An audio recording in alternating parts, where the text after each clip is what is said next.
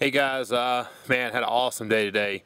I got a ton of grinding done, and I mean, I got a lot. I bet you I filled up over a quarter of a 50-gallon trash can. Just big old piles, just sweep it out. In fact, I didn't use the vacuum cleaner until the very last to kind of get it cleaned up, at least for the day. But I want to show you what I did get done and go from there. I left a couple of the edges of where the bulkheads were in the back and right in front of the gas tank and the outside stringers.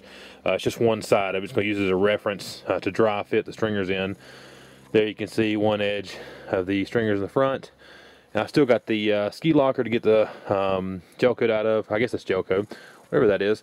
And then up front, up there, I've got to grind that out. So the end of the grinding is in sight. And I tell you guys, man, that's a I bet you I've got right at 15 hours of grinding in right now, and about 26 of those 24 grit things. But the big accomplishment today, here this evening, got the template cut for the transom, and I'm super excited about that. What I actually did, it's really neat.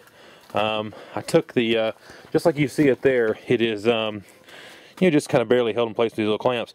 But I put a piece on the outside here and clamped it, and then basically laid it underneath the boat and just drew that angle right on the edge of the boat, trimmed it up, and man, I mean, it fit like in almost perfectly. I've got a little bit of gap between right off the bottom. I can fill in with P-beam, but I went through and looked at this.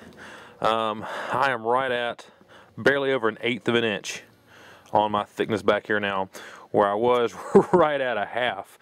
I'm telling you guys, it was almost a quarter I took out. But and a good thing about this is I can see, with this clamped here, when you press in on it, you can see there's a little bit of low spot right there, and then I've got a little bit of one out here on the edge. Those are the two areas, the only two areas I have. Everything else, I mean, is just when you push it down, it's just as tight as can be, perfectly all the way across. It just turned out awesome. I'm so excited about it. But I did a bunch of measuring, and what I found was that I've got 2 3/8 of an inch underneath the cap, where the back of the cap is, to this outer edge right here.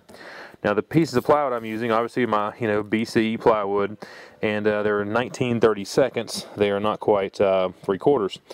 I think that, what's that, like a 1/16 or a little over 1/16 less than 3/4.